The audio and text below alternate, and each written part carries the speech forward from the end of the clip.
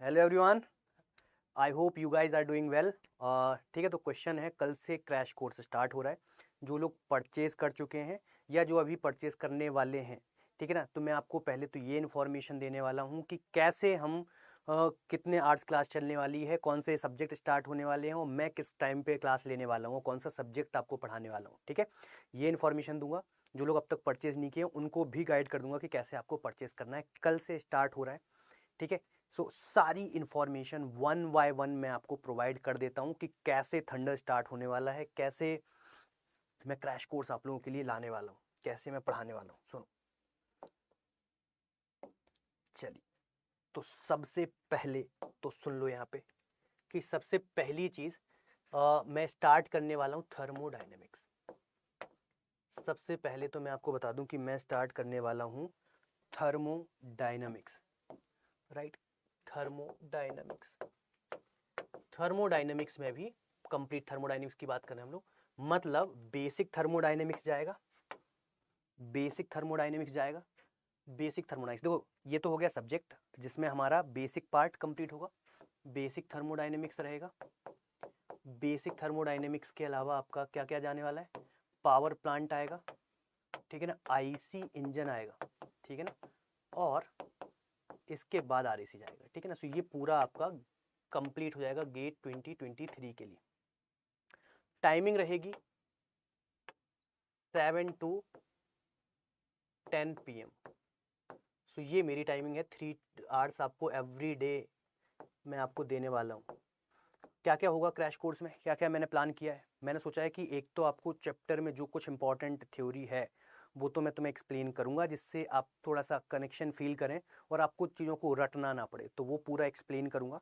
साथ ही साथ वो थ्योरी पार्ट के साथ साथ मैं आपको क्वेश्चंस करवाऊंगा। तो कुछ एक तो क्या होंगे, इंपॉर्टेंट कॉन्सेप्चुअल क्वेश्चंस होंगे, जिनमें हम कोशिश करेंगे कि एक क्वेश्चन लेके पूरा कॉन्सेप्ट बहुत ढंग से उसकी एनालिसिस करेंगे। ज़रूरी है क्योंकि एमएसक्यू भी आते हैं आपके, ठीक है ना। सो ये तो एक तो वो काम करने वाले हैं जिसमें कॉन्सेप्चुअल क्वेश्चंस आएंगे, और इसके अलावा मैं गेट, ईएससी, ठीक है ना, इनके प्रीवियस ईयर क्वेश्चंस में जो इंपॉर्टेंट क्वेश्चंस होंगे, गेट ईएससी इंपॉर्टेंट क्वेश्चंस उनको रिवाइज करवा दूंगा। जो भी की कॉन्सेप्ट्स हैं उनको करवा दूंगा, और ये सब आपके पास साथ ही साथ आप नोट्स बनाते जाओगे।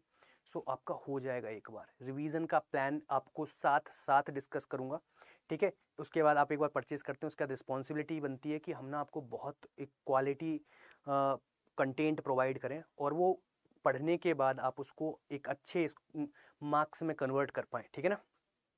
दोनों लोगों के लिए, दोनों तरह के स्टूडेंट्स के लिए हेल्पफुल होने वाला क्रैश कोर्स। जिनने अब तक कुछ नहीं पढ़ा उनके लिए होगा, वो लोग एक मिनिमम एक्सपेक्टेशन के साथ एग्जाम में जा सकते हैं, एक कॉन्फिडेंस के साथ एग्जाम में जा सकते हैं। और जो लोग पढ़ चुके हैं अब तक पूरा, लेकिन रिवीजन करने में कॉन्फिडेंस डाउन चले जा रहा है, रिवाइज कर नहीं पा रहे हो, समझ नहीं आ रहा है कि सर अब क्या करें, मतलब पढ़ तो पूरा लिया है, बहुत डेप्थ में सब्जेक्ट्स को कवर किया था, लेकिन अब ऐसे लग रहा है कि ऊपर ऊपर भी नहीं याद रह रहा। बेस्ट होता है ऐसे टाइम पे क्रैश कोर्स, क्योंकि अगर आप, मैंने कोई सब्जेक्ट आपको पढ़ाया तो मैंने बहुत डेप्थ में तुम्हें करवाया था, तुमने खूब क्वेश्चंस किए थे उस टाइम पे, लेकिन ये चीज़ हुई थी आज से 4 महीने पहले, 6 महीने पहले। आज आपको ना बस ऊपर ऊपर की बातें तो याद हैं, बाकी सब भूल गए। तो जब मैं दोबारा वो बातें करूंगा, सब कुछ याद आने वाला है, और आपकी पूरी की पूरी जो मेहनत अब तक की थी वो आपको एक बहुत अच्छे स्कोर में, बहुत अच्छी रैंक में कन्वर्ट होने वाली है, ठीक है। चलिए, तो ये तो रहेगा मेरा। और मैं तुम्हें बता दूं कि ओवरऑल इस क्रैश कोर्स में मिनिमम 6 आवर्स की क्लास दिन में चलेगी। एक क्लास आपकी ये 7 to 10 है, उसके पहले एक 3 to 6 PM रहेगी, जिसमें कोई डिफरेंट सब्जेक्ट चल रहा होगा, जिसमें कोई डिफरेंट सब्जेक्ट चल रहा होगा, ठीक है। तो ये तो हो गया आपका क्रैश कोर्स में कौन सा सब्जेक्ट किस टाइमिंग पे ये सब्जेक्ट स्टार्ट करूंगा, मैंने अपना बता दिया, ठीक है ना। टाइमिंग आपको बता दी, और क्या क्या हम पढ़ने वाले हैं, किस वे में, ये आप मेरे साथ ही नोट्स भी प्रिपेयर करोगे अपने, ठीक है। और लास्ट में मैं आपको जो भी PDF वो तो प्रोवाइड कर दूंगा, लेकिन उसके आप, मैं बोलूँगा आपसे कि खुद ही आपको नोट्स बनाने चाहिए। जब आप खुद से नोट्स रेडी करते हो तो वो बहुत आसान हो जाता है, और मैं जो आपको आगे रिवीजन स्ट्रेटजी बताऊंगा उसमें वो तुम्हें बहुत हेल्प करेगा, ठीक है। अगर आपने अब तक क्रैश कोर्स परचेज नहीं किया है तो चलो उसके लिए मैं बता देता हूँ कि क्रैश कोर्स को कैसे आपको परचेज करना है। क्रैश कोर्स को परचेज करने के लिए सिंपली फिर से स्टार्ट करते हैं। देखो इधर, सबसे पहले आपको यहाँ पे गूगल करना है अड्डा 24/7। अड्डा 24/7 जैसे ही आप सर्च करोगे तो ये जो पहली जो साइट खुल रही होगी उसे को खोल लेना है और ऑल कोर्सेज में जाना है। ऑल कोर्सेज में GATE and engineering exam and GATE and engineering exam में गेट एंड ईएससी पे क्लिक करोगे और जैसे आप क्लिक करोगे आपको यहाँ पे दिखना स्टार्ट हो जाएगा क्रैश कोर्स। और ये क्रैश कोर्स आपका होगा ये आपका क्रैश कोर्स है मैकेनिकल का, इस पर क्लिक कर देना। और जैसे ही आप मैकेनिकल के क्रैश कोर्स पे क्लिक करेंगे परचेज करने के लिए अभी आपको जो दिख रहा होगा वो 3299 प्राइस दिख रहा है। आप बाय नाउ करना और इसको भी और कम कर देते हैं एक कोड लगा के।